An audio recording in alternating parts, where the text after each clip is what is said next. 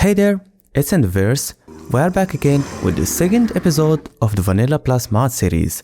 This time we have a list mostly filled with mods supporting the Copperier update.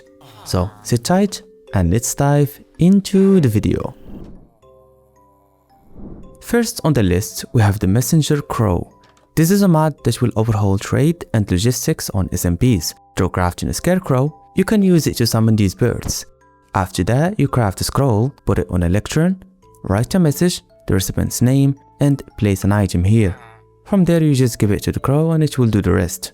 The crow itself isn't just a transportation means. They can drop feathers that can be crafted into spooky masks.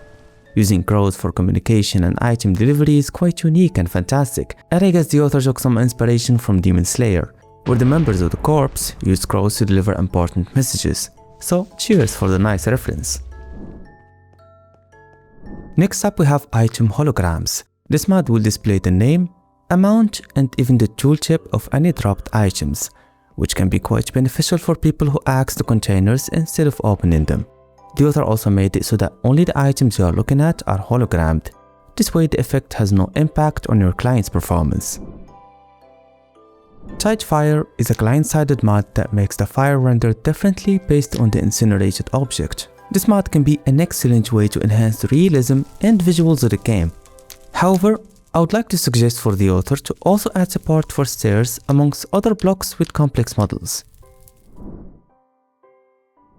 Next up, we have a very interesting and fun mod called Cravings. This project is mainly about food on Minecraft. Every time you get a craving, you are out to satisfy it by consuming the craved food. If successfully satisfied, you get a certain reward in the form of a positive effect lasting for about 5 minutes. If not successful, you won't get any effects, but also no consequences. Game rules may also be used to be punished for not satiating your cravings, unless you want to make the mod a little more hardcore. You may be thinking about mod compatibility. Well, you'd be happy to learn that the mod fully supports major food projects like Farmer's Delight, with the foods there satisfying the cravings is suitable for them. Primal is a new animal mod adding new creatures. It even enhances existing animals as well. Right now, the mod only adds 4 new animals: the eagles, which protect their nests and hunt rabbits, the bears, which can become your best friends, tearing apart hostile mobs during battle, sharks, which are peaceful by nature, but will attack and kill any mob with less than full heart, and finally, crocodiles. Extremely dangerous lizards that will grab and twist your body. You can calm them down with chickens, feed them random stuff, and retrieve them later by tickling them with feathers. When fed chicken, they may also be bred and lay eggs, and their scales can be used to create new types of blocks with unique colors and textures. In regards to the existing vanilla animals, the author started with the polar bear. Aside from the fresh animations, which I very much appreciate, this bear can now be bred using salmon on a bucket.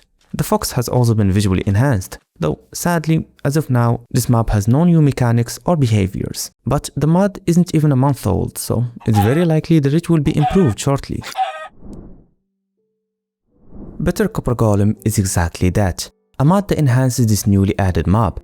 From now on, the CopperGolem's AI will be enhanced. Instead of sorting items randomly, it will now remember the last 16 items it just sorted. This way, it does the job more efficiently rather than sorting items on a random fashion. The golem's behavior towards bundles has also improved. Bundles that contain the same types of items will be sorted together. You may also dye the bundles to be sorted based on their color instead. This mechanism goes for the shulker boxes as well. I'm sure many of you have installed and enjoyed the Copperier update. Sit still, as there are a couple of more mods that support this version and some that go as far as overhauling the entirety of it. Homesteads is a mod that adds different new villagers living in their own structures, each located in specific biomes. The new villagers are beekeepers, lumberjacks, prospectors, foragers, and trappers. Each one of said villagers sell and buy items relative to their lifestyle and surroundings. However, adding workbenches that recreate the new workers basically butchered the mod's original purpose, which is to encourage exploration to find the new merchants. If I can just recreate these villagers without ever stepping foot outside of my base, why bother even making the structures to begin with? I highly recommend the author to scrap the new workbenches, or if they decide to keep them, make it impossible to recreate the new villagers. Instead, the new workbenches could have different functionalities that justify their existence. This next mod adds a new copper golem that is specialized in combat. The heavy copper golem can be assembled the same way you'd assemble an iron golem. Its attacks are explosive, and it may also launch mobs to the sky. I love the models of this golem, and from the name, I believe the heavy golem won't be the last mob we'll see from this project, so follow it for any possible updates. Chom's Server Additions is a decorative mod that is one of the first of its type to update to the Copper Age so early. This mod added tons of new decorational and functional blocks to the game. Each wood type in the game received an adjacent furniture type of blocks. There are also miscellaneous blocks like coins, cards, and piles of gold and iron.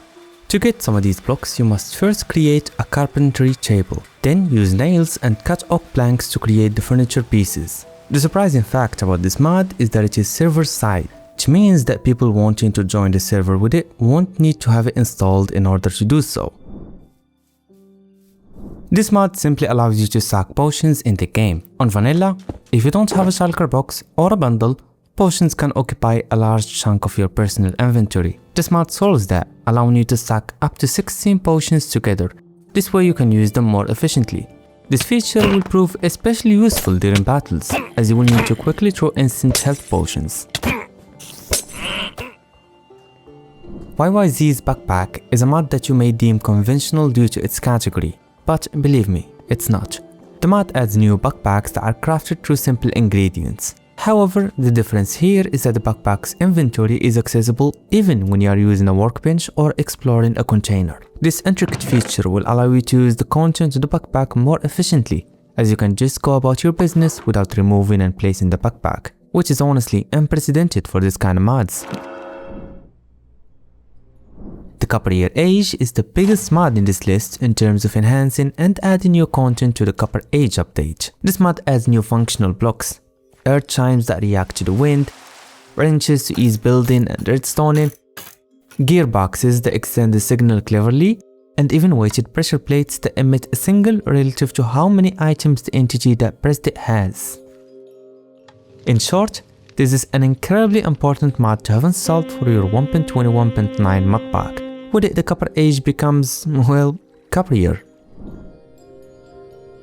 Next up we have Web, a mod that overhauls spiders in Minecraft. The spiders will now have different animations. They can also spit webs at you, slowing you down for a couple of seconds, just enough to storm at you and kill you. The worst part is yet to come. The spiders will now have a nest where they lay eggs. Those eggs will eventually hatch into baby spiders that move so fast. But luckily, they don't spit webs, but they're a nightmare if you'd ask me. Cave spiders have been covered too, but only in terms of the animations. They don't lay eggs or spit webs. One could only imagine the agony if they did. This mod is quite awesome, and is working for the latest releases. It is a fun way to spice up a prominent part of the game, so it is very deserving to be in this list. This mod is self-explanatory. It will play different soundtracks from different composers based on the biome you are in. You may hear Lena Rain on the swamps, Kumi Tanioka in jagged peaks, Amos Rudy in lush caves, and C418 almost everywhere. Personalizing biomes through dedicated music is one way to encourage exploration and enhance the musical experience on Minecraft, so this mod is worth your time. As the name implies, using this mod there is a chance that one of your crops might grow to be a fat version of itself. That aside, the mod also offered new items, things like a straw hat that enhances animal breeding and increases the chances of overweight crops, the ability to peel the overweight crops and feed their peels to animals, golden version of overweight apples that deal more damage than an anvil when it falls, and finally, mod support for many projects like Snowy Spirit. This is a fun farming mod. Its impact isn't as wide-reaching as some other projects, so it shouldn't be a burden on anyone's mod pack. This mod enhances the architecture of many vanilla structures. For starters, all village variants have been improved, with structure types that match their surroundings. Pillager outposts have also been improved, featuring extra things like camping tents and a bigger cage. Desert pyramids as well as jungle pyramids have been improved too, with the former becoming a little more detailed and the latter becoming a literal Mayan temple. Interdimensionally speaking, the mod enhanced End series, incorporating warped wood and enhancing the outlook quite a bit. The author did a good job all around. I would only recommend a better design for desert pyramids and pillager outposts. What's That Slot is a mod that will be most useful for beginners. What this mod does is that it shows you what you can put on any given slot. You can reveal the unsearchable items by pressing Alt while pointing at the slot. Currently, the mod does not support other projects. It's only fully functional on the vanilla game. But I really hope the author begins adding support for popular mods with many benches, mainly magic mods. This mod adds a new enchantment that will make items gravitate directly to your inventory when you break them. This enchantment is even compatible with vein mining and tree harvester mod too.